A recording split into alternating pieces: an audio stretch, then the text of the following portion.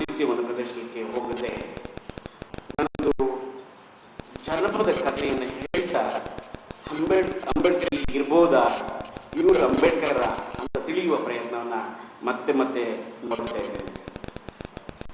ನನಗೆ ಒಂದು ಕತೆ ನೆನಪಾಗುತ್ತೆ. ನಿಮ್ಮ ತಾಯಿ ಹಾಗೆ ನಮ್ಮ ತಾಯಿ ಹಾಗೆ. ನನಗೆ ಬಹಳ ಸಂತೋಷ ಅಂತಂದರೆ ಈ ಈ ನಮ್ಮ ಆಹ್ವಾನ ಪತ್ರಿಕೆ ಹಿಂದೆ ಮಾತಾಪಿತೃಗಳು ಮಕ್ಕಳ ಜನ್ಮದಾತರಾದರೆ ಸಾಲದು, ಅವರ ಭಾಗ್ಯವನ್ನು ರೂಪಿಸುವ ರೂವಾರಿರುವಾಗಬೇಕು. ಗಂಡು ಮಕ್ಕಳಿಗೆ ಮಾತ್ರವಲ್ಲ, ಹೆಣ್ಣು ಮಕ್ಕಳಿಗೂ ಸೂಕ್ತ ಶಿಕ್ಷಣ ನೀಡುವುದಾದರೆ ಮುಂದೆ ಒಳ್ಳೆಯ ದಿನಗಳನ್ನು ಕಾಣಬಹುದು. ಬಾಬಾ ಸಾಹೇಬ್ ಹೇಳಿದ ಮಾತನ್ನ ಈ ಆಹ್ವಾನ ಪತ್ರಿಕೆಯಾಗಿದೆ.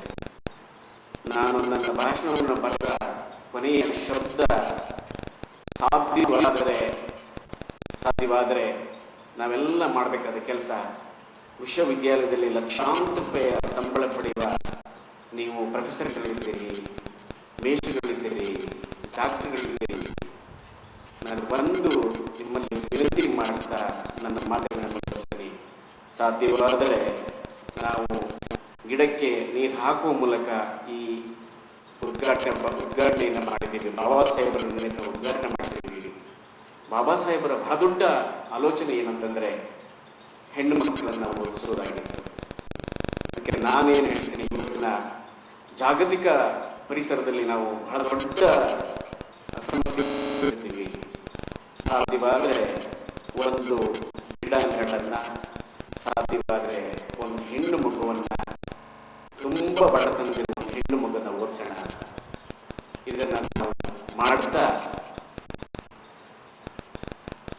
ಒಬ್ಬ ಹಳ್ಳಿಯ ಹೆಣ್ಣುಮಕ್ಕಳು ಒಂದು ಹೊಲದಲ್ಲಿ, ಅದು ನಿಮ್ಮ ತಾಯಿಯಾಗಿರ್ಬೋದು, ನನ್ನ ತಾಯಿಯಾಗಿರ್ಬೋದು, ಯಾರದೂ ತಾಯಿಯಾಗಿರ್ಬೋದು, ಹಳ್ಳಿಯಲ್ಲಿ ಒಂದು ಹೊಲದಲ್ಲಿ ಒಂದು ಸಸಿಯನ್ನ ನಡೆದಿರ್ತಾಳೆ.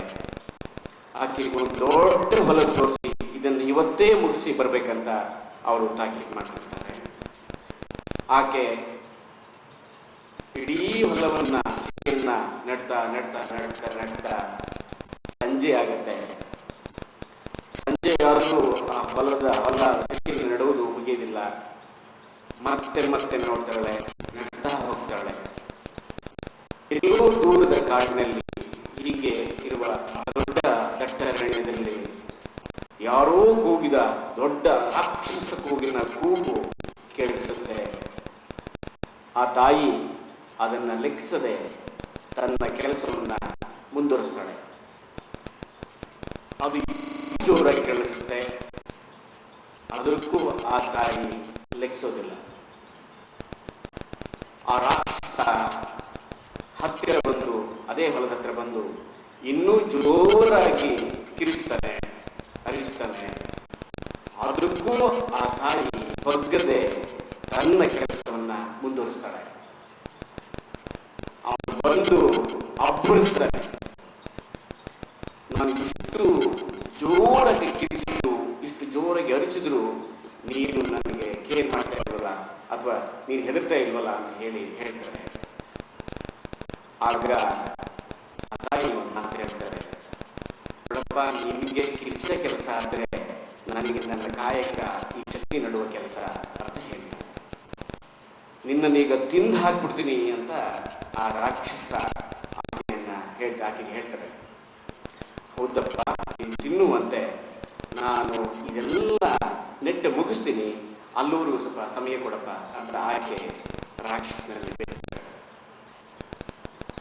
ಆವಾಗ ಹೊಲವನ್ನ ನೆಟ್ಟು ಆ ತಾಯಿ ಹೊಲವನ್ನು ನೆಟ್ಟು ಸಸಿಯನ್ನು ನೆಟ್ಟು ಮುಗಿಸಾದ್ಮೇಲೆ ಈಗ ನೀನು ತಿನ್ಬೇಕಲ್ಲ ಅಂತ ಹೇಳಿ ರಾಕ್ಷಸ ಹೇಳ್ತಾನೆ. ಹೌದಪ್ಪ, ನೀನು ತಿನ್ನುವಂತೆ, ನೀನು ತಿನ್ಬೇಡ ಅಂತ ನಾನು ಹೇಳ್ತಿರಲಿಲ್ಲ, ಅದೊಂದು ಮಾತು ನಾನು ಹೇಳೋ ಮಾತನ್ನು ಕೇಳಿ ಅಂತ ಹೇಳ್ತಾಳೆ. ಹಾಗಾಯಿತು ಕೇಳು, ನೀನು ತಿಂದರೂ ನನಗೆ ಸಾಕಾಗಲ್ಲ, ಅದನ್ನು ನೀನು ತಿನ್ನಲೇಬೇಕು ಅಂತ ರಾಕ್ಷಸ ಹೇಳ್ತೀನಿ. ಆ ತಾಯಿ ಒಂದು ಮಾತು ಹೇಳ್ತಾಳೆ, ನೋಡ್ರಪ್ಪ, ಈ ರಾಗಿ ಸಸ್ಯ ನೆಟ್ಟಿದ್ದೀನಲ್ಲ, ಇಷ್ಟೆಲ್ಲ ನೆಟ್ಟ ಬೆರಳುಗಳಿರಲ್ಲ, ಅಷ್ಟು ಜನ ನಾನು ಕೂಗಿದ್ರೆ ಓಡಿ ಬರ್ತಾರೆ. ಇರಬೇಕಾದ್ರೆ ನಮ್ಮ ಹೊಲದಲ್ಲಿ ನಾಟಕ ಅಷ್ಟು ಜನ ಇದ್ದಾರೆ ಅಂತ, ಅಂದರೆ ಸಾವಿರಾರು ಈ ಹೆಬ್ಬೆರಳುಗಳ ಗುರುತುಗಳು ಅಲ್ಲಿರ್ತವೆ. ನೀನು ಒಂದು ಕಡೆಯಿಂದ ಆ ಬೆರಳಿನ ಗುರುತುಗಳೆಲ್ಲ ಎಣಿಸ್ಕಬಾ, ಆವಾಗ ನಿನಗೆ ಈ ಹಳ್ಳಿಲಿ ಎಷ್ಟು ಜನ ಇದ್ದಾರೆ ಅಂತ ಗೊತ್ತಾಗುತ್ತೆ. ಆ ಜನ ನಾನು ಕೂಗಿದ್ರೆ ಬರ್ತಾರೆ ಅಂತ ಹೇಳ್ತಾರೆ. ಆವಾಗ ರಾಕ್ಷಸ ಆಯ್ತು ಅಂತ ಹೇಳಿ ಆ ಹೆಬ್ಬೆರಳಿನ ಗುರುತಿನ ಇಟ್ಟಿರ್ತಾರಲ್ಲ ಒಂದೊಂದಾಗಿ ಎಣಿಸ್ತಾ ಬರ್ತಾನೆ ರಾಕ್ಷಸ. 1, 2, 3, 100,000 ಸುಸ್ತಾಗ್ಬಿಡ್ತಾನೆ ರಾಕ್ಷಸ. ಸುಸ್ತಾಗ್ಬಿಟ್ಟು ಅವನು ಬಿದ್ದು ಹೋಗ್ತಾನೆ. ರಾಕ್ಷಸ ಸೋತು ಹೋಗ್ತಾನೆ. ಆ ತಾಯಿ ಊರಿಗೆ ಬರ್ತಾಳೆ. ಊರಿಗೆ ಬಂದು ಇಡೀ ನಡೆದ ಘಟನೆಯನ್ನು ಹೇಳಿ ಜನ ಸಂತೋಷ ಪಡ್ತಾರೆ. ಬಹುಶಃ ಇಂಥ ದೈತ್ಯವಾದ ಮನಸ್ಸು ಶಕ್ತಿ ಒಬ್ಬ ಹೆಣ್ಣಿಗೆ, ಹೆಣ್ಣು ನನ್ನ ಪ್ರಕಾರ ಡಾಕ್ಟರ್ ಬಾಬಾ ಸಾಹೇಬ್ ಅಂಬೇಡ್ಕರ್ ಅಂತ ಅನಿಸುತ್ತೆ. ಇಡೀ ಈ ವ್ಯವಸ್ಥೆಯನ್ನ ನೋಡಿದ್ರೆ, ಈ ಗೌರಿಯನ್ನ ಸಮಾಜದ ಜಾತಿಯ ಗೌರಿಯನ್ನು ನೋಡಿದ್ರೆ ಎಷ್ಟು ಅಸಹನೆ ತುಂಬಿ ತುಳುತ್ತದೆ. ಈ ಜಾತಿಯ ಗೌರವ ನರಕ ಎಷ್ಟು ಕ್ರೂರವಾಗಿದೆ. ಇದನ್ನೆಲ್ಲವೂ ಎದುರಿಸಬೇಕಾದ್ರೆ ಎಂಥ ಅಸಹನೆಯಿಂದ ಬಾಬಾ ಸಾಹೇಬರು ಮಾಡಿರುವುದು. ಈ ದೇಶದ ಜಾತಿಯ ಧರ್ಮದ ಆಸೆಯನ್ನು ಅಂತಹ ಕೆಲಸವನ್ನು ಬಾಬಾ ಸಾಹೇಬ್ ಅಂಬೇಡ್ಕರ್ ಅವರು ಮಾಡಿರುವುದಂತ ನನಗೆ ಯಾವಾಗಲೂ ನೆನಪು. ಈ ಕಥೆಯನ್ನು ನಾನು ಯಾಕೆ ಹೇಳಿದೆ ಅಂತಂದರೆ, ಇತ್ತೀಚೆಗೆ ಮೊನ್ನೆ ಕಳೆದ ಕೆಲವು ದಿನಗಳ ಹಿಂದೆ ಒಂದು ಊರಲ್ಲಿ ಒಬ್ಬರು ದಲಿತರು ಸತ್ತೋದಾಗ ಆ ಊರಿಗೆ ದಲಿತರು ಹೋಗ್ತಾರೆ. ಆ ಊರಿನ ಹೋಟೆಲ್ ಮಾಲೀಕ ಆ ಹೋಟೆಲ್ ಬಾಗಿಲನ್ನ ಕ್ಲೋಸ್ ಮಾಡ್ತಾರೆ. ಅಂದ್ರೆ ದಲಿತರು ಸತ್ತಿದ್ದಾರೆ ಅಂತಂದ್ರೆ ಅಲ್ಲಿಗೆ ದಲಿತರು